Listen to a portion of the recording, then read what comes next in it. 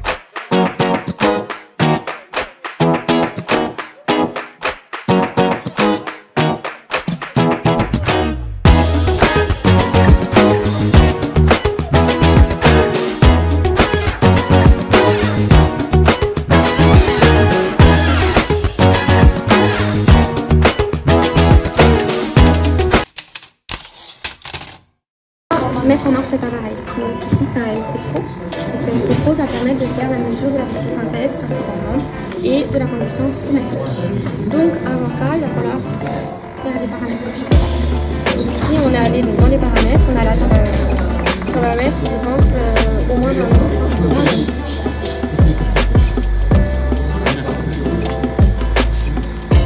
Pour le Q7, on va le mettre à 1000.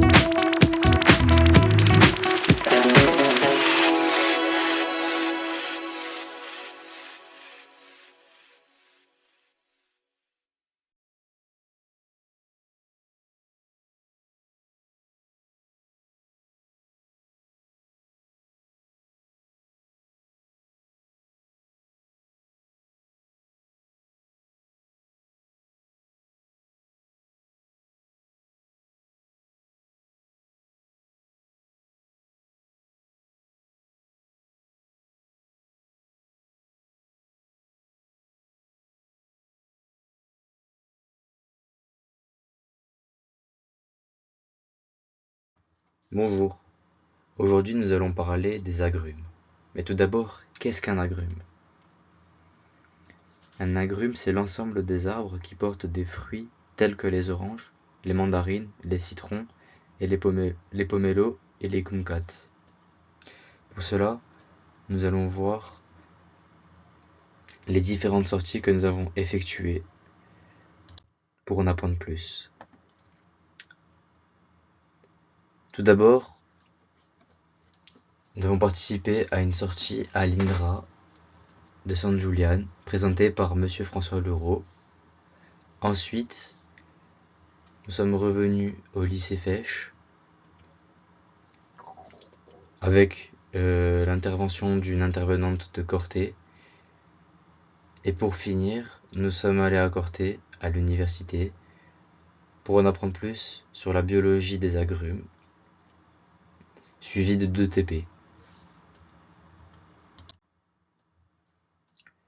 Alors, à San Julián, nous avons rencontré Monsieur François Leroux, qui nous a accueillis sur le site. Le site s'étend sur environ 14 hectares.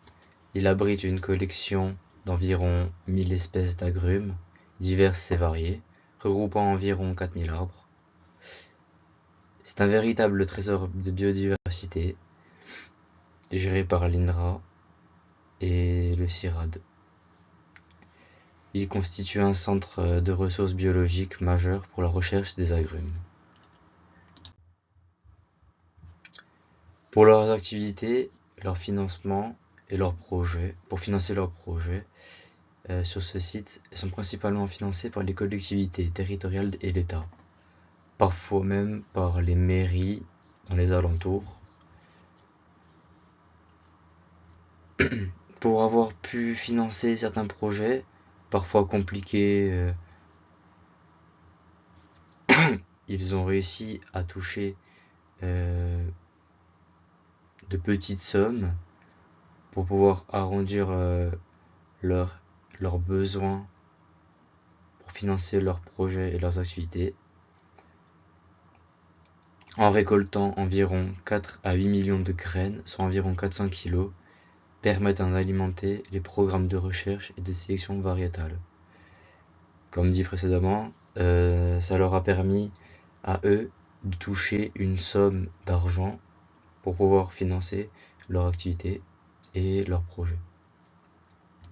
Leurs principaux objectifs sont la gestion des ressources génétiques des agrumes, l'étude des systèmes de production et des formes d'organisation des acteurs pour une différenciation territoriale des aliments d'origine végétale et animale, mais aussi la gestion territoriale de la santé des animaux et des plantes dans une approche intégrée One Health et Eco Health.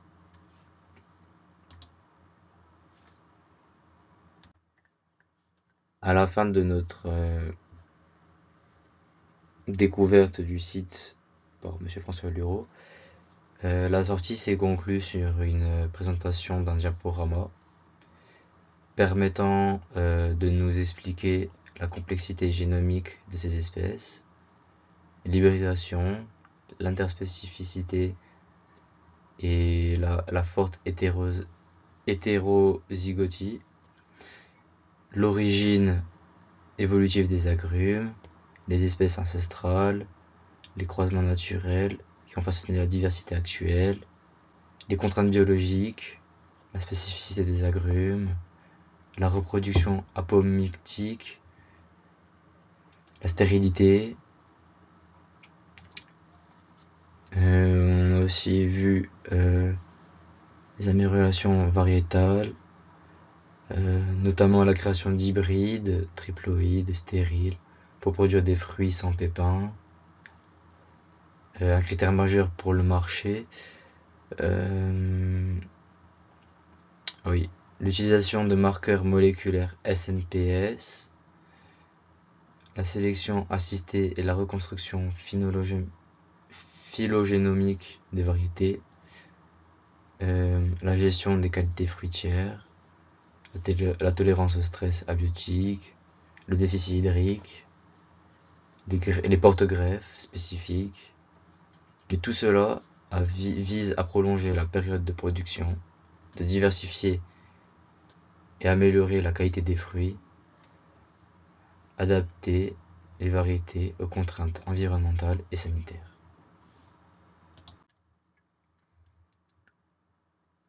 Par la suite, nous sommes revenus dans notre lycée,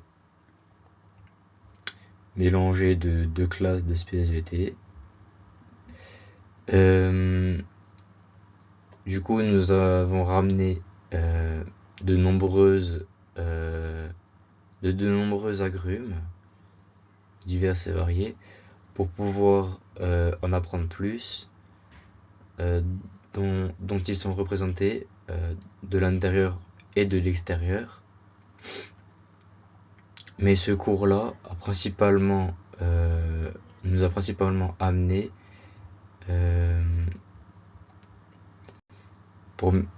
à mieux comprendre les réactions physiologiques des végétaux face à différents facteurs environnementaux, la plante stressée et non stressée. Par la suite, nous avons participé chacun de notre tour à différentes manipulations pratiques. La première consistait à utiliser un appareil équipé d'une pince spéciale permettant de mesurer le taux de stress d'une plante sans détacher la feuille, pouvant causer un mauvais résultat. La deuxième expérience, nous avons reproduit un protocole similaire, mais cette fois dans l'obscurité.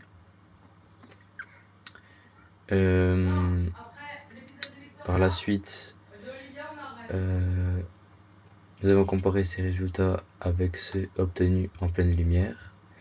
Ces expériences ont été accompagnées d'un diaporama et d'explications détaillées pour pouvoir enrichir notre compréhension des phénomènes de stress chez les végétaux.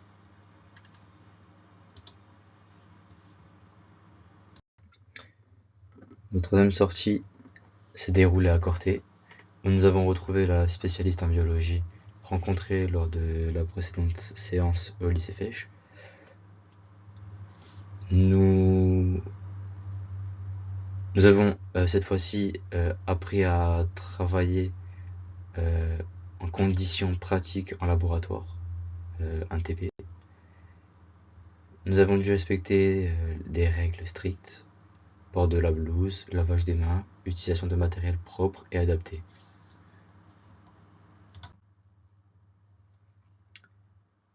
Le TP s'est réalisé par groupe de 2. Chaque groupe sélectionnait 2 échantillons de la même plante. Un échantillon stressé rose et non stressé vert. À l'aide d'une balance de précision, nous avons prélevé entre 50 à 56 mg de matière végétale pour chacun des échantillons, en veillant à les conserver au froid afin de préserver leurs propriétés biologiques. Par la suite, nous avons ajouté entre 100 à 200 ml de substrat dans chaque échantillon, que nous avons placé dans une centrifugeuse pour pouvoir homogénéiser les mélanges.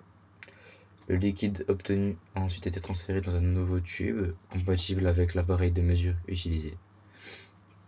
Grâce à l'ajout d'un réactif à une machine spécifique, nous avons pu évaluer le taux de réactivité des échantillons. Les résultats ont mis en évidence une réaction plus rapide chez la plante non stressée, tandis que la plante stressée réagissait plus lentement, ce qui témoigne de l'impact du stress sur l'activité biologique des végétaux. Le second TP, quant à lui, était essentiellement basé sur la teneur en huile essentielle des agrumes, principalement des zestes de fruits tels que l'orange ou le citron, la mandarine et le pamplemousse, qui sont très appréciés pour leur parfum frais et leurs nombreuses propriétés. Cela est obtenu par une pression à froid, conservant l'intégrité de leurs composés volatiles naturels. Cela confère des vertus tonifiantes, purifiantes et relaxantes. Elles sont utilisées en aromathérapie, cosmétique, ainsi qu'en cuisine.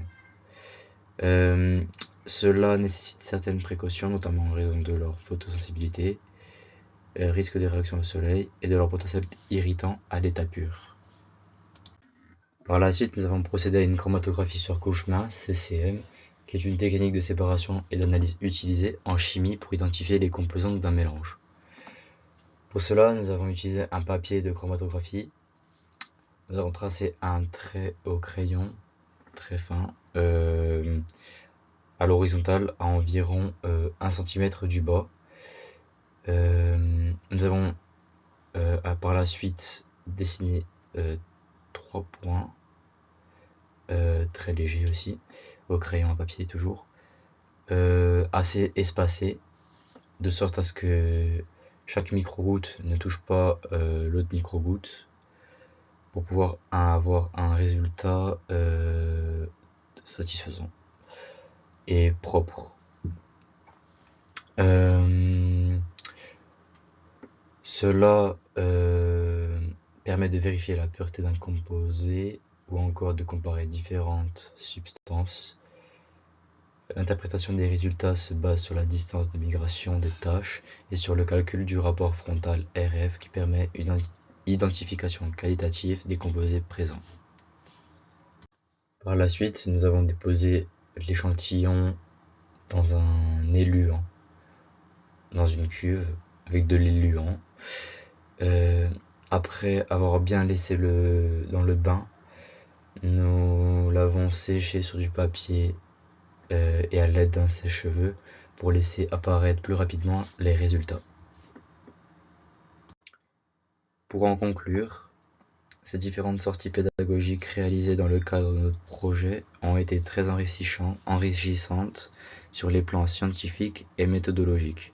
La visite du site de San Julián nous a permis de comprendre l'importance de la conservation de la biodiversité des agrumes et les efforts de recherche visant à améliorer les variétés cultivées.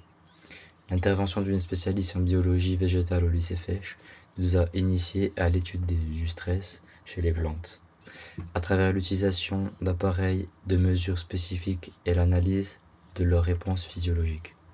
Lors des travaux pratiques à Corté, nous avons mis en application un protocole expérimental rigoureux pour comparer les réactions de plantes stressées et non stressées, renforçant ainsi nos compétences en laboratoire. Enfin, l'étude des huiles essentielles d'agrumes et l'utilisation de la chromatographie sur couche mince ont apporté une dimension chimique à notre formation en nous initiant à des méthodes d'analyse simples et efficaces. Ces expériences complémentaires nous ont permis de mieux comprendre les liens entre biologie, environnement et agriculture, tout en développant notre autonomie, notre rigueur et notre esprit scientifique.